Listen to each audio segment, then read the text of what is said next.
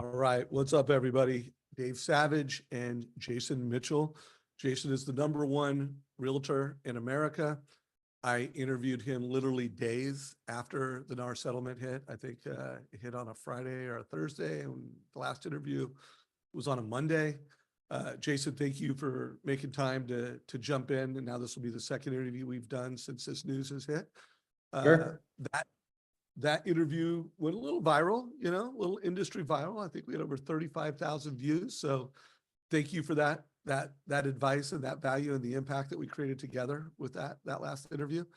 Did you get some I got a lot of positive feedback telling me how much they. Yeah, I mean, your community was great. It's rare when you have people throwing compliments out. So when you get them, it's really nice because it makes it all worthwhile. So, and your community, I had a lot of people reach out on Instagram, which at my Instagram is Jason Mitchell _JMG. But I had a lot of folks reach out and say, thank you, good job, and a lot of support. So thank you to the Mortgage Coach community for your support with a lot of the statements that we had. I think a lot of us were eye to eye on many things.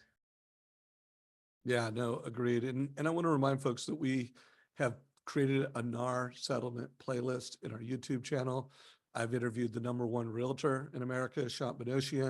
I've interviewed a lot of just all top people, top realtors. Keri Shull. Do you know Keri by any chance? I don't. She was incredible. I mean, she leads about 400 realtors, and she shared how she is approaching this and how she's getting ahead of this NARS. Just an extraordinary interview. But just know there is a playlist in the Mortgage Coach YouTube channel.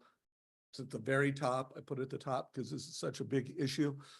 So Jason, I don't know how much has changed since we talked last, but I'm sure you've got your head around this, and you're probably more clear around what you're going to do, and also what your advice is to both real estate professionals and mortgage professionals. So yeah, one of the things is the disclosure aspect of what we're doing, in making sure that, look, I believe that there's a lot of good that can come from this as well too. I believe that the ability to still get paid as a buyer's agent is going to exist at a high level through the contract and through seller concessions. Fannie Mae already made it very clear that they don't use real estate commissions as part of the seller contribution. So that's a good thing. And I know that the VA and FHA are behind the scenes right now working on some potential new legislation to come out before July, which was the anticipated change from a NAR perspective. But for us, we're going to be really educating our consumer on the buy side and on the sell side. And on the buy side, our education process is going to be that our buyer broker agreement indicates not only what our compensation is going to be, but also what that includes. We're going to be indicating in there that in many cases, what we want to do is give consumers choice. So in our new buyer broker agreement, we're going to give consumers the ability to let us for them to tell us, in the cases where the seller is not willing to offer cooperative compensation through a purchase contract, do you still wish to view those properties, knowing that you may have, I'm paraphrasing, but knowing that you may have to come out of pocket for services rendered? And we're going to give them a checkbox to say yes or no. And then that way, not only is it CYA from our agents, but it's also the consumer indicating, because Dave, this is the thing that I've said all along with this, is that because of the lack of transparency, and the biggest problem is not knowing if a seller is actually willing to offer cooperative compensation. The non-transparency creates a terrible buyer experience because the agent and the buyer simply don't know. And by not knowing, what you now have to do is make a phone call, which means 1, you got to get an agent to pick up the phone. 2, then you got to have a discussion about cooperative compensation. And then 3, you got to call the client back before you even go see the home to let them know, could you be in this situation or not with this specific property? It's a terrible experience. And it's all due to non-transparency.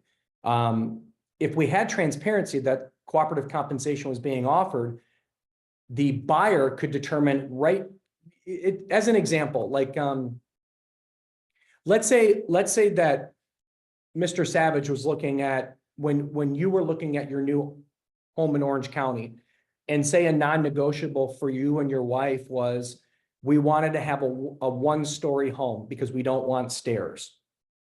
Well, what does that mean? That means that two-story homes, you don't even look at the pictures. It's a non-negotiable. So if a home's a two-story, you don't even look at the home because it's just out. We want one story. And that's the same way it should be with compensation. Not for agents, but for consumers to know. Because if they know that up front, that the seller is not offering cooperative compensation, you would have to come out of pocket with your own fees. They're just going to skip right past this home, which goes back to my initial point as I started this rant, that this has created consumer steering. You think that there was real estate steering when you talk about commission percentage. This is going to create consumer steering to where they're only going to want to see homes to where they don't want to come out of pocket, because I don't care who you are and what financial position you're in. No one wants to come out of pocket with their service fees. Nobody. They all want it rolled in. Even guys like me and you. I mean, I know you just bought a beautiful home. Would you have paid 2.5% out of your pocket? No. You'd say, no, just roll it into my loan. Of course, I'm not paying 150, 200,000, whatever the number is. But now that's people that have money. Imagine people that don't, that are buying a $400,000 or $500,000 home. Even if you're talking 6, 7, 8 grand, they would much rather roll it into the cost. And it's really, that's the way it's done nowadays anyway. It all gets rolled into the loan. It's just the way that we need to change how we label things, really, is what it comes down to. So we can have, like, one of the things that I think becomes important is that guidelines have to allow, when you know, Dave, when you go to submit a file through DU, that DU accepts that commission side as part of getting an approved eligible and not getting kicked back and creating issues with the loan because we're rolling in real estate commissions as part of the transaction. Now, I don't exactly know how all of that works, but we need to be able to underwrite files and just change the labeling so it just becomes part of the transaction. But more specifically on the VA and FHA side, because now we have to go, like, it's still kind of done that way now, but it needs to be labeled differently is what I believe needs to happen. And I'm hopeful, that those changes can be made, and I believe they will. Also, what I'm hearing lately is it's about, and this is important when it comes to education on agents. What I'm learning is there's a lot of ways to do this today. It's how you verbalize it in a purchase agreement on if an underwriter approves that statement or not. Well, that comes with education. So we're going to have to learn as real estate professionals, and we need, most importantly, we need our loan officers out there because they're the ones at the wheel. Now more than ever, loan officers are going to be leading the charge. I always believe that they have from the beginning because the money is what's important. But now more than ever, they're going to have to be educating their agents and agents alike on how to structure that contract. So the way that you verbalize things in a purchase contract can be accepted through the underwriters. So loan officers now more than ever need to know how to craft these agreements in the right way for consumers. Yeah, no, I couldn't agree more. So I've got a couple questions that have come in. I also want to just, reemphasize and remind everybody that we have this NAR settlement playlist. I've got Jason's last interview at the top. Sean Herrero talked about how he's turning the settlement into an opportunity as a loan officer. This is the one with another top agent who leads a big group and does a lot of production. Dan Keller talked about how he's using social media to build trust and win with this news. So make sure you check it out. But so Jason, I've now interviewed a lot of loan officers, a lot of realtors. And one of the things that I'm hearing is that being a mortgage coach is going to be even more valuable for a real estate agent. Because now it's, hey, I want you to close the loan on time. But now it's like, I need you to help communicate my value. And I need you to be really a conversion partner. And so That's right. If all the loan officer's doing is, hey, here's your rate, here's your payment, and this is what you qualify for, versus, hey, here's some options. And by the way, 2 of the loan officers I talked to were showing, options on how to pay for the commission. So actually showing the consumer. I love that. That's the best terminology I've heard, Dave. And I'm going to steal it, but conversion partner. we need our loan officers to be conversion partners. I think that's a phenomenal expression. Yeah. And how do you become a conversion partner? By not just focusing on the transaction. And I think whether it's a first-time home buyer or a move-up buyer, one of the most valuable services a mortgage professional can provide is help the consumer understand, hey, if you're renting and you're buying, what does that mean to you in 5 years? Like in this particular example, this is the appreciation wealth increase over 5 years. And this was a first-time home buyer that was buying a 3-bedroom house and was going to rent out 2 of the bedrooms. And what if you took that $625 per home and invested it with your financial advisor? Look at your net worth over 5 years. And for a move-up buyer, like, people aren't moving up because they're getting better rates. In fact, they're getting much worse rates. So you need to show them, hey, what does that move up mean to you over 3 years, 5 years? And if you're going to be an effective conversion partner, you need to be more than a loan officer. What are your thoughts on that, Jason? Well, I think that, but really, I think there's an origination point with that, and that is now more than ever, loan officers have to connect their client to trusted real estate professionals that they know understand how to structure a contract for the most simplistic way of getting a contract accepted. No longer can you allow your client to go find their own agent. You can't do that anymore because you don't know who they're going to find. If they go to Zillow or Realtor and they just call some random agent from there, you don't know what you're getting. And that agent can make or break your deal. So as a true professional loan officer, now more than ever, it's critical that you're connecting clients that come to you first with the best real estate agents that are in your arsenal, because you're going to need that agent to be very sophisticated when it comes to negotiation and also on how they're writing contracts up. So word to the wise, do not allow your clients to go into the abyss, because that abyss now can literally make or break the entire experience, and potentially have a client that can purchase a home get blown by an agent that doesn't know how to structure a contract. Yeah. And we're actually next week going to be launching a new app, and I do want to demo it for a minute, but I want to get your opinion on this before I do it. You kind of made a point that not only do they need to be a conversion partner, they really need to be a business partner. And if you're a loan officer that in your database, you're not able to identify who's most likely to move up, like out of your database, who are the 1% of your database that are most likely to move up, move down, who is most likely to be a first-time home buyer this year? Like, I feel like this is true for both real estate and mortgage.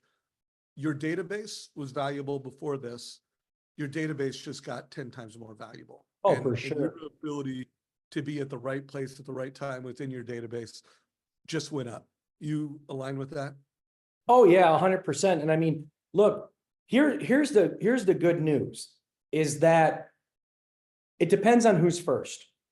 If you're first as the loan officer, now more than ever, when you connect to a trusted agent, they're going to most likely get them under a buyer broker agreement, which means that it's helping solidify both of your transactions. That's what I like about this right now, is that the disclosure aspect of using a buyer broker agreement are going to make clients more sticky. You as the loan officer need to be on the forefront of, the more that you and your agent are in harmony, the easier the client experience becomes. So if you're letting them know, look, I'm going to connect you with Dave Savage. He's one of the best realtors in Southern California. You're going to love working with him. He'll end up getting you a buyer broker representation agreement that allows him to show you houses. You're gonna really have a great experience with him, but just know that that document allows you to get into homes, to view homes, so he can represent you if you like one of them. Third partying information is one of the most critical aspects to sales in any profession. Third partying, meaning it's coming from somebody else, because when it comes from somebody else and not the actual source, it has more weight. If I call a client of mine and I start talking to them about real estate and the news, and we need to step on the gas, we need to go out and look now, create urgency, I'm the realtor. That sounds salesy. I got to be really good on how I approach that. But if I use third parties, I'm sure you've seen, in the paper recently, I'm sure you've seen online recently where rates are. I'm sure you've seen the new report that came out there. And what do? They say yes. They say yes, because I'm not giving them the information. I'm telling them they must have seen it from somewhere else, which adds more credibility. Third partying is what really great salespeople understand is a critical component to conversion. So if we're third partying the real estate buyer broker agreement through our lending professionals, it makes that agreement easier and more understandable to sign. So if you're teeing that up for the agent that you're about to refer that client to, it makes the job of explaining that contract much more easier. And also, most importantly, expected. They're now expecting you to give them that contract, which means that we're now creating a relationship before they even get to the real estate agent that you're referring them to, but you teed this up in the forefront. So for the loan officers out there, do not just say, I'll connect you with a great agent that I know. Let them know how that process is going to work out. Number one, they're really great at what they do. I send a lot of my clients to them. This is typically how they work. They'll send you a buyer broker agreement. You're going to sign that. Then that opens up the ability for them to show you any home that's on the market. Like when you do that first, it makes the person you're referring to significantly easier for them to engage and break the ice, but also not create this, what agents get afraid of, which they shouldn't, but they do, feeling like a buyer broker agreement is intrusive. It's not intrusive, but it's less intrusive if it's actually positioned from the loan officer first. Yeah, I just wrote that down too. Great, really great point is you're a conversion partner, but you're a trust partner. And it's going to be more important that you have this kind of unified teamwork between the mortgage and the real estate professional. And, I part of this series I did on the NAR settlement, I interviewed Ben Newman, the author of The Standard. I don't know if you know Ben, he's going to be at Renee's mastermind coming up. But he had this quote and I named it, attack the process. And one of the reasons why Jason is going to win is because what's made him the #1 realtor in America is that he has a process, he has a standard, he has built a tech stack that helps deliver that in the most efficient and effective way possible. He hires people that want to be part of that standard. And then he puts the resources around those people. He measures the metrics so that at scale, he is delivering a standard in the market. Yeah, I mean, look, we have a way. It's like, in fact, I was just in Atlantic City this past week and got to meet Tom Brady. And it was one of the coolest. Oh, I saw that on social media. That looked rad. Just to hear him, his discipline, the way he approaches life. When you talk about the greatest of all time, there's a reason. I mean, I've never, ever, it was beyond. But going back to the way, they had the Patriot way. And so when you join the Patriots, this is the way we do things. If you don't like that, you can't play here. And that goes in the same thing with our company is we have a recipe for success. This is the way that we do things. If you don't like that, that's fine. You just can't work here. But those that come into our organization and they see the way that the workflows are and the way the process is, it takes them a little time to get used to it. But once they get used to the process, what they find is that it's significantly easier than what they were working in before. And a lot of times that's chaos. And so we can't have that because everything we do has a standard and everything we do has a way that it has to follow in order for everything to trigger. This goes to here, this goes here, this goes to this person, then it goes to processing, then it goes to payout, then it goes to everything we do is connected. It's just training and educating on how to get all those dots to fire. And once our agents learn that, they find that it's significantly easier to be great at what they do at their craft. And so, but again, that's people that don't confine too. Like some people have an issue with saying, I'm going to do it my way. All right, that's fine. But there's an ego to that.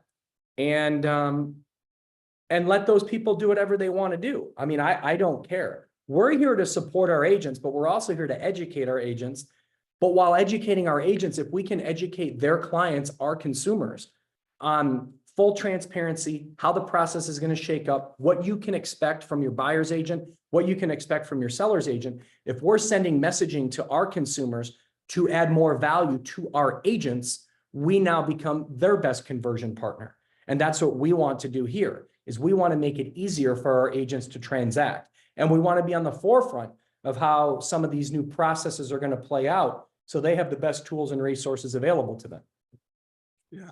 And so that's another takeaway, guys. This is, and I know most of you are doing this, you're working on how are you helping agents build buyer presentations, like every buyer's agent needs to be kind of like a listing agent. They've got a presentation, they're negotiating compensation, they're getting a signed agreement. That's what listing agents have been doing forever. And now buyer's agents got to do it. And so mortgage, you need to lean in, help them do this. And then, but here's the deal. It's not just the buyer presentation is not just an agent buyer presentation. It's a team. Most people need mortgages to get homes. And so what is your way? What is your standard? Are you networking with your realtors to help them do that? And are you optimizing your database? So I want to just give a little 1-minute demo of this app, and I want to get your responses of this. Tell me what you think of it. It'll be announced on social media, I think, next week. Pretty pumped. We've been working on this for a bit. Let's see. Wait a minute.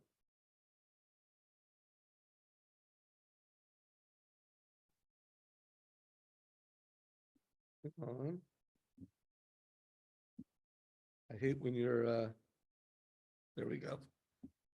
Tell me when you see it on the screen. It's blank. There you go. There we go. There we go. So this is the Trust Engine app. So it's not a CRM. It all of the agent's database, all of your agent goes in here, and it's just predicting opportunities. Like, what are the opportunities? And think of it as reasons to call. When I interviewed Chris Smith last week, he's like, oh my God, this is the RTC app. And I'm like, what's the RTC app? It's like reasons to call. And so these are all the hottest opportunities. When you click on that opportunity, it's one telling you like, hey, a little bit of sales strategy, a little bit of next steps, link to scripting, MortgageCoach is built into it. It's, showing how the borrower has engaged or not engaged. Whatever data we have, whether it's credit data, Great. credit data, it's showing all the data, everything on their mortgage, why this opportunity triggered? Like, what is it that triggered? And by the way, I'll click here to email, click here to text, click here to call. And then we have, Phil Jones is a good friend of ours, the author of Exactly What to Say.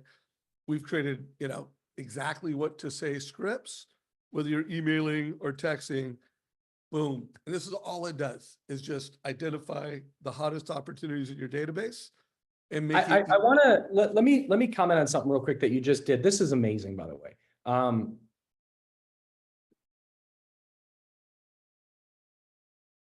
When you go to sell, the subtlety of the sale is what creates the sale. Like if I'm calling Dave and I know this information, I'm calling them and I'm completely trying to lower their guard first. Hey, Mr. Savage, this is Jason Mitchell. You may recall we spoke like 6 months ago, and first and foremost, I don't want to bother you. The reason for my call is I need 60 seconds to simply let you know that if no one has made you aware of this information, I really believe that you should hear it. And if it's something that interests you, we can move forward. Let me tell you what that is. You're disarming. You're making it to where it's like, I don't sound like I'm a threat. It's a value to me, and it's going to be fast. Those 3 things I just dropped within 30 seconds. One is I disarmed because I was very pleasant and I didn't come across harmful, so it doesn't sound threatening. 2, I'm going to be quick, or 3 was I'm going to be quick.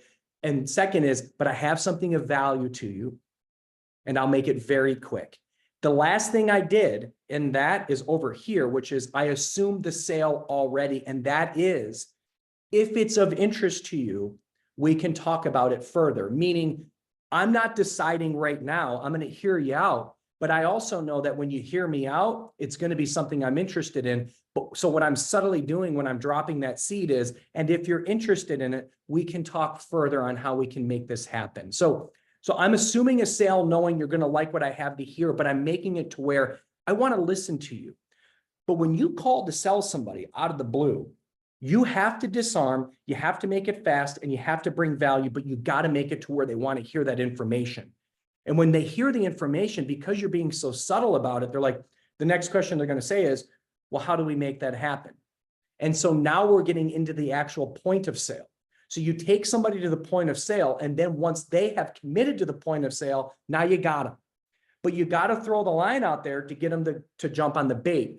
Once they jump on the bait, once you disarm and let them know it'll be fast, but it's valuable, and they listen, they're going to want to take that next step. We know that. So we're foreshadowing already that I know you're going to want to hear more once I tell you this. I just need you to listen to it, and then we can talk about it further. So when we talk about it further, I already got them. That fish is on. The second that they allow me to express what I'm expressing, I know I got them. So now that I got them on the line, now I have to walk through in a simplistic way of how do we accomplish this? Because that's what they're going to say. Tell me how. Well, that sounds really good. What do you need me to do? What should I do? How do we make this happen? That sounds great. What comes next? Next then is foreshadowing and expectations of the ease of the process. Once you got the fish on and the fish is on the way to the boat, they need to know the channel that they got to swim through. So when you can tell them the channel of what they're going to swim through, and that there's no rocks, there's going to be no sharks, there's going to be no seaweed, the channel is this simple, they're going to follow the way of it. But we have to create that path. Look, actually, it's not difficult. As you recall, I always bring up, you've done this before. Why do I bring up you've done it before? Because anything that you've done before, you've already been able to accomplish it, and it seems easy. So what I always say is, as you've done before, clearly, it's a very simple process. I just need a few sets of docs. Once I get that, I can make sure that we can achieve the best payment possible for you. Right now, we're looking at X, Y, and Z. The reality is that you're in a position where I'm going to save you thousands of dollars a year, and I just need a few things of information from you. I will take care of the rest. The good news is I should have this wrapped up in 21 days. Once I have this done in 21 days, you'll skip your next mortgage payment and your savings will start the next month. I really don't need a lot from you, but I need you to get out a pen and write this down, or I'll text it to you or whatever. But we need to make sure that that fish understands that coming to the boat isn't going to be hard. It's going to be very easy, but you got to lay it out step by step up front. So you're telling them what's going to happen next in order to get that thing done in 21 days. But it all starts with disarming the client and making them want to listen to you in a very subtle manner, to where they're saying, that sounds interesting. Because once they listen to you, you're going to have them. And then from there, it's all foreshadowing expectations. So I guess I should have known that the #1 realtor in America would have some of the best scripts and talk tracks in America. I think you and I are going to need to do another interview in a couple weeks, or whenever you're willing to make time to do it, where we talk about what are the 5 most important scripts and conversations that lenders and loan officers need to be having. And we bring this as some inspiration and education to both mortgage and real estate professionals. Would you be game for that? Yeah, for sure. Absolutely. I think there's 2 sides. There's purchase and refi. Like the purchase side of an initial discussion is significantly different than a refi discussion, right? The ultimate goal is to get to the closing, but the way that we position that and the way that we foreshadow that and the way that we tee up the discussion is completely different. Because in purchase, there's more to it. There's also a third party involved, right? And that's the agent. So that process is different than teeing up a refi process, where the part of the refi process is trying to just make this as painless as possible. And I'm going to do all the heavy lifting. I just need a few things from you and I'll take it from here. Like there's different ways to tee up what the experience is going to be on both sides. Well, I know I want to get you jumping because I know you've got a big meeting coming up. And everyone, Jason's a good personal friend. He's also a great friend of what we do here at Mortgage Coach and what we do at First Home IQ. I mean, he's just an awesome human being. I'm looking forward to seeing you at Housing Wire's gathering next week in Scottsdale. You know, let's try to wrap it up in the next 5-7 minutes. What are, you know that the majority of the audience are mortgage professionals that are watching this, but they are also, like that last video, I heard that loan officers were sharing it with their realtor partners. I heard that loan officers and realtors were watching it together. I heard that it was being used at meetings. What are, knowing that you're speaking to those two audiences, what are your closing thoughts to the group, to the audience? My thoughts are now more than ever, we have to be connected as one. I mean, never has there been a play where the loan officer and the agent must be connected and on the same page of what the process looks like from home ownership. And the more our loan officers are helping out our agents by teeing up what that process is, the better. The more that our real estate agents are staying in contact with our loan officers, so we know how to write the contract, so we know exactly how many concessions they need. So we know exactly how to make sure that they don't have to come out of pocket with any of the service fees. It's never been more important than ever. So communication is key. Stop hiding behind email. There's nothing that pisses me off more than when somebody says, hey, I emailed you a couple days ago and didn't hear back from you. If you send me an email and it's important and you're calling me saying I didn't hear back from you, that's on you. Because if it's important, like a client, you pick up the phone. I hate when people are just emailing and being like, to me, that is a reactive approach. If you're going to be reactive in this business, get out of this business. It's those that are proactive. No, I'll call them right now. Hold on, let me get them on the phone. I'll call them right now. Let me see. I want to clear this up right now. I'm at the house right now. I need to know exactly how I need to structure this contract because I don't want you to lose this home. I'm calling Dave right now. And I think that's what the Mortgage Coach has. I think you guys have true professionals that understand the value of that. Communication is everything. But it's really frustrating when you have two key elements in order for clients to achieve home ownership, and you got one person that doesn't pick up the phone.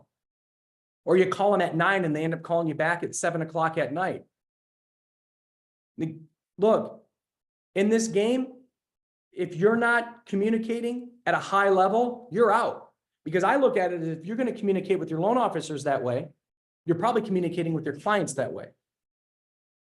We have to be on top of our game. And you know what? The strong's going to survive here, but they're going to come out on top. That sounds cliche, but it's true. But now for the communities between loan officers and agents, the communication level has to be at an all-time high. We must be at a high level of communication and in sync with one another from the very beginning.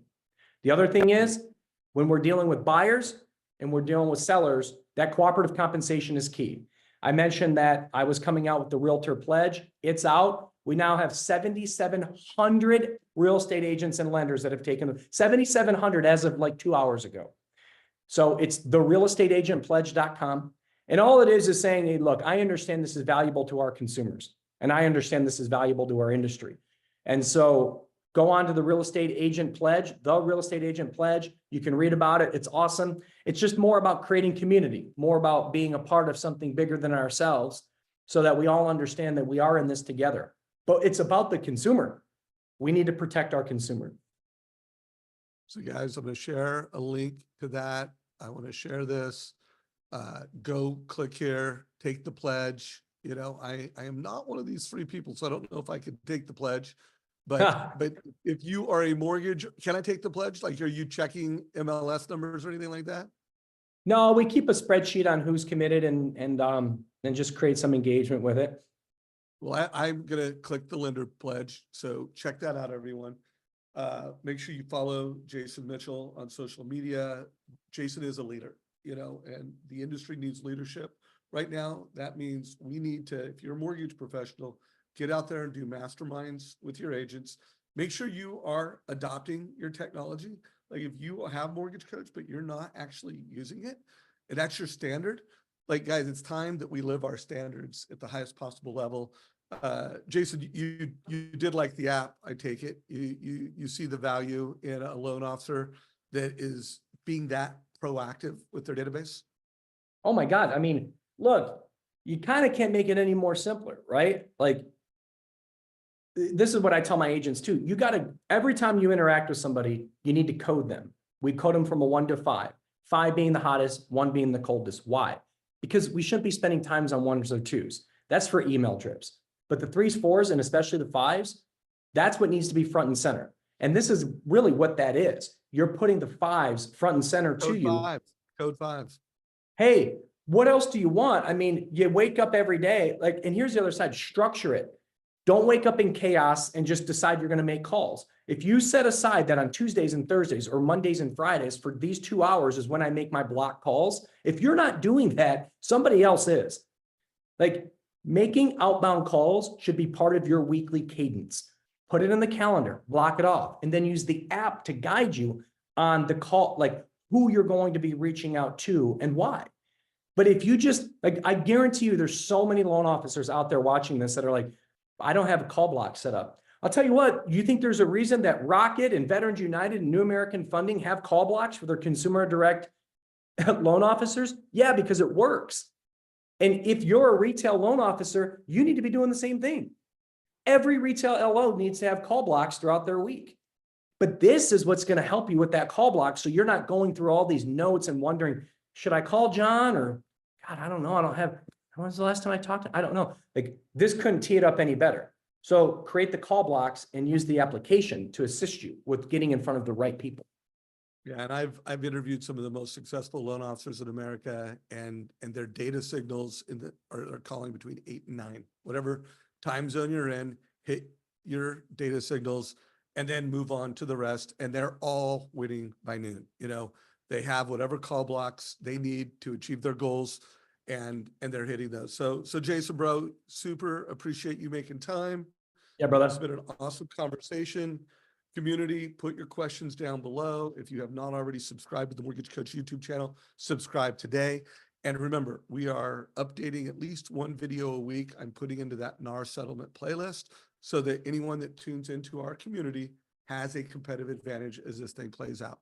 Take care, everybody. Thank you.